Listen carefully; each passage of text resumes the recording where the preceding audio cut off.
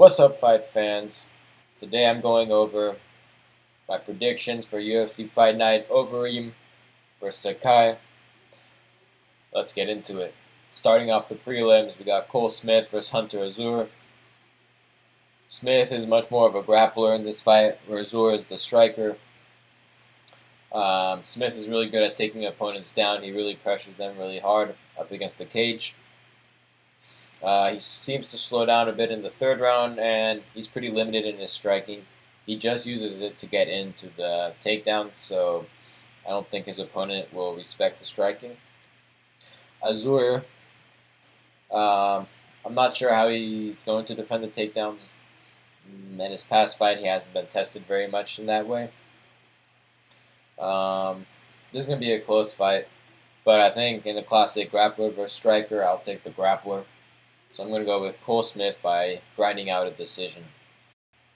After that, we have Alexander Romanov versus Marcos Rogério de Lima. Romanov is making his UFC debut. He's undefeated at 11-0, 100% finish rate. Lima is 5-4 in the UFC. Romanov is a big heavyweight. He comes in weighing at the maximum weight of 265 pounds, and he likes to wrestle, taking his opponents down and grounding and pounding them. Lima, he only has enough energy for one round typically. He's moved up in weight from light heavyweight to heavyweight. And once he gets taken down, I really don't see him having much off his back. All 4 of his losses in the UFC came from submission, so I don't think he's going to be much improved in that area. I think Romanov going to get this by either submission or KO. I'm leaning more towards KO. Romanov by KO. After that, we have Vivian Araujo versus Montaña de la Rosa. Araujo got quick hands, but she has pretty sloppy technique coming in. I feel like she was getting hit a lot when she was fighting versus Jessica Ai. Especially with the right hands. Jessica Ai landed a bunch of right hands on her throughout the fight, and she seemed to slow down a lot after the first round.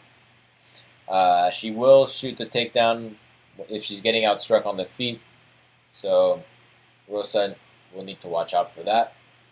But I think Rosa will have the power advantage, and I think she's the better wrestler. I think she has better takedowns. But Rosa also slows down in the second round. I think this will be a close fight, but in the end, Rosa will edge her out with the takedowns and just get a decision win. Rosa by decision. After that, we got Andre Muniz versus Bartosz Fabinski. Fabinski, his whole game plan is to take people down and ground and pound them. He's really good at keeping the top control once he gets the opponent down. He's coming off a dominant win of Darren Stewart. Fabinski has a great background in judo, but he can get caught coming in like he did against Prazeres. Muniz is really good at jiu-jitsu. He's a jiu-jitsu black belt. And so this will be an interesting fight as Fabinski will stay in his guard the whole time, try to ground and pound, as Muniz will try to throw submissions up from guard. Muniz can catch submissions really fast. He's really good at catching arms. We've seen him almost get a couple arm bars in the UFC. And he's also not afraid to strike. He'll strike if he needs to.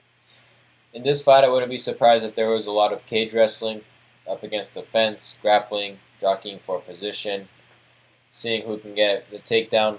I think whoever can get top control is going to be really important in this fight. I really wouldn't be surprised to see Muniz get a submission in this fight, but Fabinski has fought better opponents, and I think with his judo background, he'll be able to get the top position and defend the submission. So I go Fabinski by decision. After that, we have Thiago Moises versus Jalen Turner. Turner coming in with a 7-inch reach advantage. He likes throwing a lot of knees. He's really long for the weight division at 155 pounds. He does struggle a little bit against takedowns, which is really worrying against Thiago Moises. But he has good conditioning and he can go 3 hard rounds. And we've seen him go up against other grapplers trying to take him down. I think in this fight, Jalen Turner, he's going to be able to maintain his distance with that 7-inch reach advantage, and he's going to be able to see the takedowns coming, and I hope he's going to be able to stop those takedowns. And if he can stop a couple takedowns in the first round and use his reach and his knees, then I think he'll be able to win the fight by decision or by KO.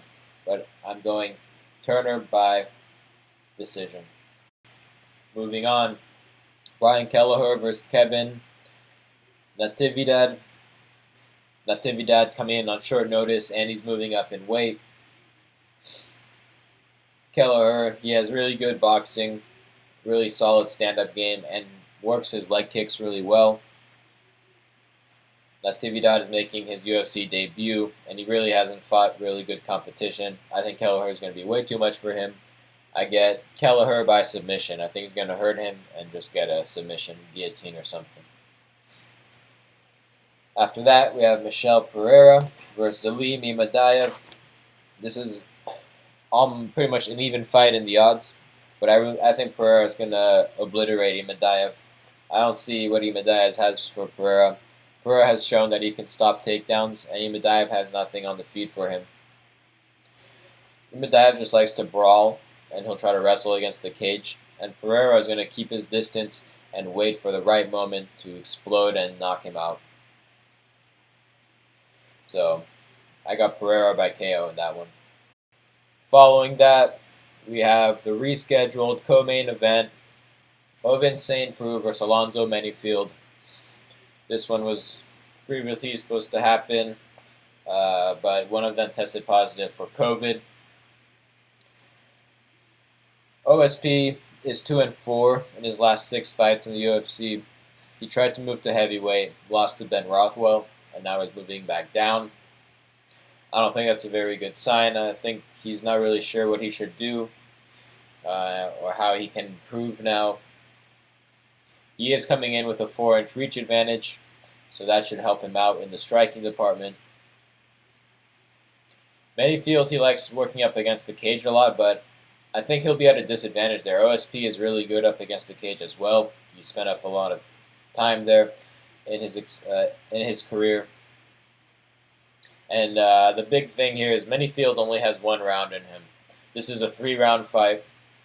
But after round 1, we've seen that he just doesn't have anything left in him.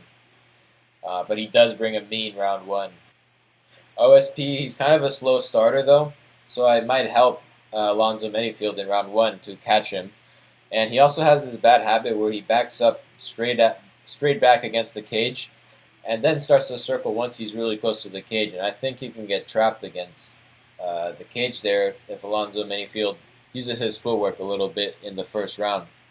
I think if OSP can survive round 1, he'll probably win the fight in the next round or in the 3rd round when Alonzo Menifield is exhausted. But I really think Menifield's going to go after him, and I think he's going to catch him. I think Menifield is going to catch OSP in the very first round, so I'll go Menifield by KO. Then, in the main event, we have Alistair Overeem versus Augusto Sakai. Overeem is coming in with a 3-inch reach advantage, which I think is pretty significant for this fight. Overeem, he's going to drag this out into the later rounds. Sakai's never fought a 5-round fight. I think Overeem's going to try to abuse that, like we saw against Rosenstruck. He pretty much dominated Rosenstruck for all 5 rounds except for the last few seconds where he got knocked out. And I think Rosenstruck is a much better stand-up fighter than Sakai. Sakai's ground game has never been tested, and I really wouldn't be surprised if Overeem just went for takedowns and just went for some ground and pound. I think Overeem is going to end up getting a submission in this one, so I'll go Overeem by submission in the main event. Those are my predictions. I can't wait to watch these fights, and I'll see you for the recap.